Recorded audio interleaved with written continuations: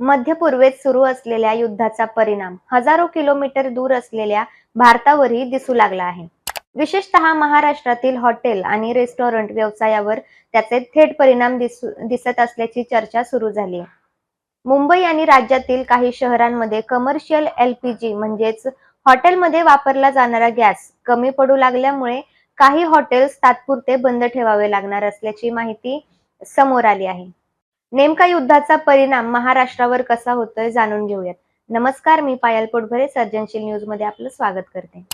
वास्तविक हा प्रश्न स्थानिक नसून जागतिक ऊर्जा साखळीशी जोडलेला आहे. सध्या पश्चिम आशियात सुरू असलेल्या संघर्षामुळे तेल आणि गॅस पुरवठ्याच्या मार्गांमध्ये अडथळे निर्माण झाले आहेत. विशेषतः पर्शियन गल्फमधून जाणाऱ्या ऊर्जा वाहतुकीवर ताण वाढला. या तणावामुळे जागतिक ऊर्जा बाजार अस्थिर झाला असून कच्च्या तेलाच्या किमती वाढल्या आहेत. स्ट्रेट ऑफ हार्मुज या महत्वाच्या समुद्री मार्गावरील तणावामुळेही जागतिक ऊर्जा पुरवठ्यावर परिणाम झाला. भारत मोठ्या प्रमाणावर LPG आणि कच्चे तेल मध्य पूर्वेतील देशांकडून आयात करतो. युद्धामुळे या पुरवठ्यात अडथळे निर्माण झाल्याने भारतात कमर्शियल LPGच्या उपलब्धतेवर परिणाम झाला आहे.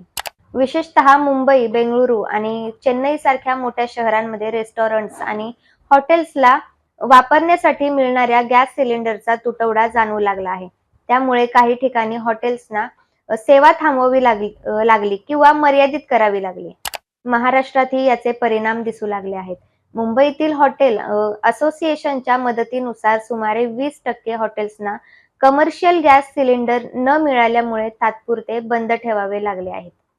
परिस्थिती अशीच राहिली तर पुढील काही दिवसात 50% हॉटेल्सवर परिणाम होऊ शकतो, अशी भीती व्यक्त करण्यात आली आहे. पुण्यातील परिस्थितीही याच पार्श्वभूमीवर गंभीर होत असल्याचे दिसत आहे. शहरातील सुमारे 1200 हॉटेल रेस्टॉरंटपैकी जवळपास 100 पेक्षा जास्त हॉटेल LPG पुरवठा मर्यादित झाल्यामुळे प्रभावित झाली आहेत. काही ठिकाणी मेन्यू कमी करण्यात आलाय, तर काही स्वयंपाकघर अर्ध्या क्षमतेने चालवले जात आहे. काही हॉटेल्सना गॅस सिलेंडर न मिळाल्यामुळे काही पदार्थ बनवणे थांबवावे लागले.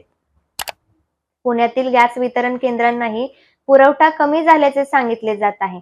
चाकण आणि शिक्रापूर परिसरातील गॅस प्लॉटमधून कमर्शियल सिलेंडर पुरवठा काही काळासाठी थांबवल्याने हॉटेल, चहा टपऱ्या आणि खाद्यपदार्थ विक्रेत्यांमध्ये चिंतेचे वातावरण निर्माण झाले आहे.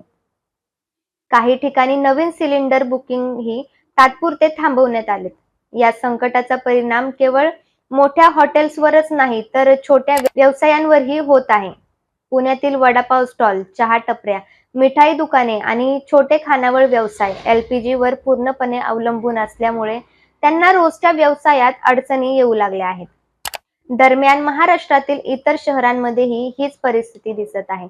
तथापि सरकारने घरगुती वापरासाठी गॅस पुरवठा कायम ठेवण्याला प्राधान्य दिले. त्यामुळे घरगुती LPG सिलेंडरची उपलब्धता सध्या सामान्य ठेवण्यात येत असली तरी हॉटेल, रेस्टॉरंट आणि फूड व्यवसायांसाठी वापरल्या जाणाऱ्या कमर्शियल सिलेंडरचा पुरवठा मर्यादित झालाय. यामुळे हॉटेल उद्योगावर आर्थिक दबाव वाढत आहे. तज्ज्ञांच्या मते जागतिक ऊर्जा बाजारात होणारे बदल अर्थव्यवस्थांवर परिणाम करतात. मध्य पूर्वेत होणाऱ्या संघर्षामुळे तेल उत्पादन, वाहतूक मार्ग आणि शिपिंग खर्च यावर परिणाम होतो.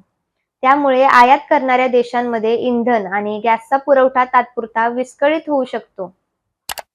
एकंदरीतच पाहता महाराष्ट्रातील काही हॉटेल्स बंद होण्यामागे केवळ स्थानिक कारण नसून जागतिक ऊर्जा साखळीतील तणाव हे प्रमुख कारण असल्याचे स्पष्ट होत आहे.